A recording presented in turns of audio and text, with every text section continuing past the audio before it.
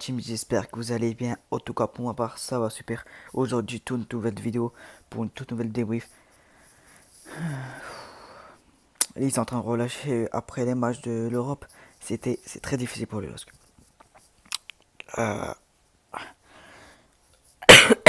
bon, on va parler de la compo. C'est une petite compo tranquille. Pas de joueurs, pas de gros joueurs qui étaient dans le terrain. À part André, Fondre. Bah, la plupart c'était des bons joueurs, mais il y a quand même eu des joueurs qui jouaient pas d'habitude, comme Diallo, qui joue pas d'habitude. Il est hardi. Il y a Mick aussi.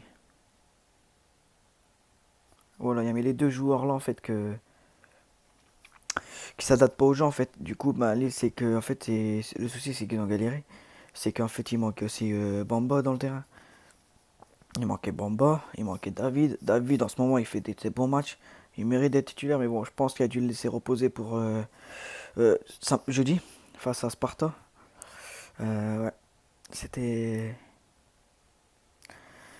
Je pourrais pas dire qu'ils ont très très mal joué. Au contraire, ils ont très bien joué. Malgré qu'on a eu quand même encore deux grosses absences. Renato Sanchez et Selic. Mais bon, Saint-Etienne, ils ont fait leur match. Ils ont joué. Ouais, les pénaltys un petit peu sévères. Mais bon, après, c'est chaud de l'arbitre en fait. On peut pas dire un arbitre qui est nul parce que c'est un arbitre professionnel. Donc voilà. Donc j'allais vous dire, la team. Qu'est-ce que j'allais vous dire?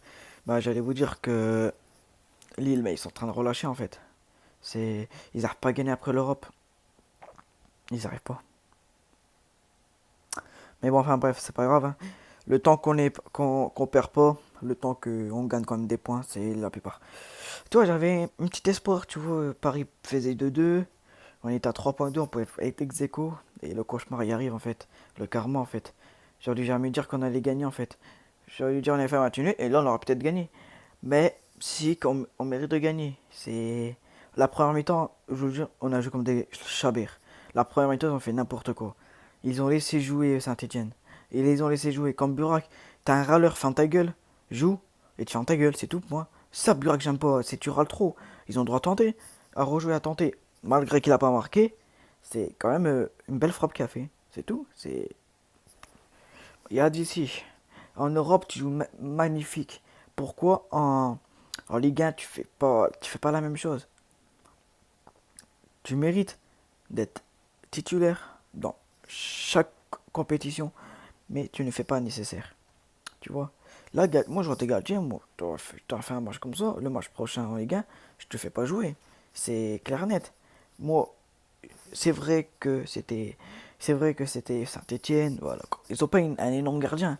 La frappe qu'on lui aura fait, il peut l'avoir facilement. Il peut l'avoir facilement. Là, on aurait pu perdre le match. Bon, on a fait 1, hein. C'est mieux que rien. Mac Mignon, Mac Mignon, il t'a assez à ça d'avoir le ballon. Mais bon, on lui en veut pas à Mac Mignon parce que c'est pas lui qui a fait la faute. C'est Bardaric. C'est. Bah après, ouais, quoi, c'est pas de sa faute.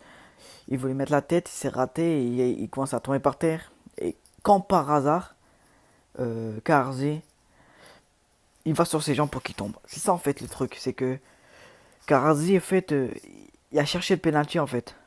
Alors pour rien, tu vois. Genre je sais pas. Pour moi le penalty il est injuste. Mais bon, c'est la vie du foot, hein, la team. Hein. C'est la vie du foot. Mais bon, c'est pas grave. De toute façon, là, je dis, on va les gagner à Sparta ou à Lille. Je sais même pas c'est où en fait. Parce qu'on a dit qu'on a battu à l'extérieur 3 ou 4-0. Et là, il dit ça à Lille. Donc, je sais pas. Voilà, je vérifie. Euh, bon, la compétition de balle, c'était la première mi-temps. Lille était à 38, 39. Et Saint-Etienne, 68. Mérité pour Saint-Etienne. Mérité, totalement. Ils avaient le ballon, ils ont tiré. Ils ont fait des belles frappes. Heureusement que McMillan était là ce soir parce que je crois qu'on perdait. Euh, Après, tu as eu un bon match de Botman. Un bon match. Après, c'est vrai, quand tu as 3 jours sur toi, tu peux pas faire grand chose. Mais ce n'est pas grave. Après, tu vois que tu as quand même un petit défense. Tu es quand même un bon défenseur. Ensuite, tu as José Font qui a fait un bon match. Que tu as fait un excellent match aussi. Quelqu'un qui était de retour d'une petite blessure dans l'œil. Ça fait déjà 3 semaines, mais ça va, t'as bien géré, t'as bien géré. Euh, T'as Iconé qui a fait un très très bon match depuis le temps. T'as fait un très très bon. Même un petit peu, un tout petit détail, c'est petit personnel, mais ce n'est pas grave. Après, t'as Jean Bamba qui est rentré, mais qui a fait un match magnifique encore Bamba. Je sais pas. Mais s'il pouvait remplacer Nicolas Pepe en but, ça serait magnifique en fait. C'est ça qu'il nous faut, c'est un vrai buteur comme Nicolas Pepe. Comme Nicolas Pepe. Pour ça, en hiver, il faut recruter un buteur.